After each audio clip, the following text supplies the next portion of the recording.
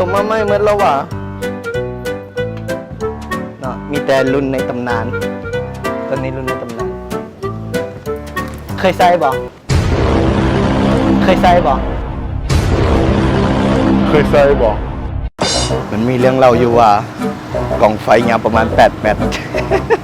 สบายดีพบกับไมมิกชาแนลอีกแล้วมื้อนี้เฮาจิไปซอกเครื่องเนาะแต่คือเฮาจิไปซอกเครื่องเครื่องหยังวะขอพับนะ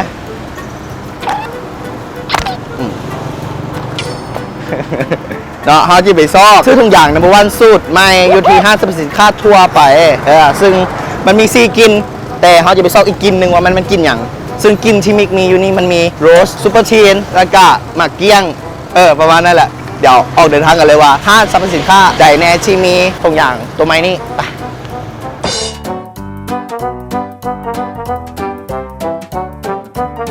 มีทุกอย่างนัมเบอร์วันสูตรใหม่ปะมีโอ้โหเด้มีแต่สูตรนี้ที่เรายังโบได้มีซูเปอร์ทีนเขามีแล้วซูเปอร์ทีนแต่ตัวนี้ยังโบมีตัวนี้ยังโบมีโบได้ขายง่ายกว่ามีต่ออาจจะกลับเอากลับหนึ่งเอาโอเคได้ละไปจ่ายเงินอยู่เคาน์เตอร์มีทุกอย่างนะวันสูตรใหม่ป่ะแต่เบิ้งตึ๊บมีแต่อ๋อมีแต่แนวนี้ตอนนี้เพิ่นมีแต่สูตรเก่าเนาะเพิ่นบ่มีสูตรใหม่บ่เป็นหยังเฮาซื้อไปก็ได้เมื่อกี้ได้แล้วเนาะตัวรถตัวนี้เดี๋ยวเฮาเอาโรสดีกว่าดอกกุหลาบเฮาซื้อไปแจกคนเบิ่งกดไลค์กดแชร์เนาะบางทีทานเป็นคนผู้โชคดีผู้นั้นที่จะได้กินนี่ตัวนี้เนาะเฮามาห้านที่บ่มีแล้วเห็นหนึ่งบ่เห็นหนึ่งเดี๋ยวลองเฮ็ดแบบนี้ดีกว่าตอนนี้เฮามาได้2ห้านเหลืออีก8ห้านสิมีห้านใดเนี่ยที่มีทุกอย่างนัมเบอร์วันสูตรใหม่แล้วก็ตัวเก่าจะเป็นแบบนี้ตัวเก่าตัวใหม่จะเป็นแบบนี้คือดีไซน์ใหม่เลยแค่แหละเดี๋ยวอีก8ห้านไปเบิ่งว่ามันสิมีบ่ตัวสูตรใหม่นี่หรือว่ามีแต่ตัวเก่าไปมีแต่แนวนี้เนาะโรสอีกแล้วเป็นยังกระดอกกุหลาบวะตรงนี้โอเคห้านที่3โบเจอเดี๋ยวห้านที่4กันเลยไป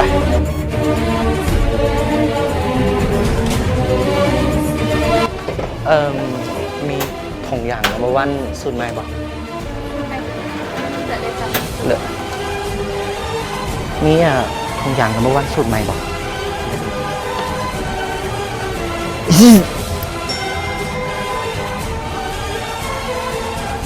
ถามในมือถุงอย่างนัมเบอร์วันปะเกิดระดับตรงมาใหม่นะจะพูดได้ออกมาแล้วพี่จะแบบนั้นมีถุงอย่างนัมเบอร์วันสูตรใหม่ปะถุงอย่างนัมเบอร์วันสูตรใหม่ยังไงสูตรใหม่ผมเนี่ยถุงอย่างนัมเบอร์วันโบมี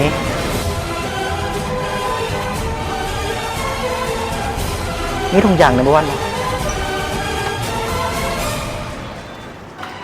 ตอนนี้ก็เป็นห้างขายยาห้างสุดท้ายโบแมนเมื่อกี้เนาะห้างที่8เป็นห้างขายยาต่อมาเป็นมินิบิ๊กซีแล้วเสียงห้างขายยาสุดท้ายมันชิมีให้อยู่บ่มึงว่าชิมีบ่50ไปเฮาซื้อถุงยางไงโดยมาละถุงยางนัมเบอร์วันถุงยางนัมเบอร์วันมีสูตรใหม่ป่ะไหมสูตรใหม่โบมีเหรอเอาสูตรเก่าให้เขากันได้โดย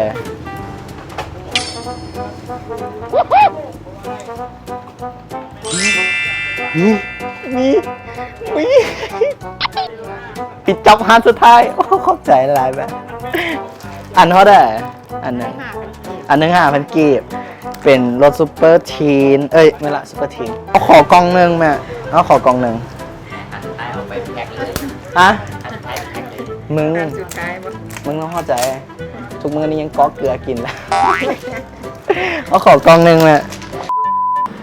โอเคจบไปแล้วเนาะกับการซอกหั่นไข่ทุกอย่างในวันสุดใหม่ของเขาตัวนี้เขากะได้มานาซีรส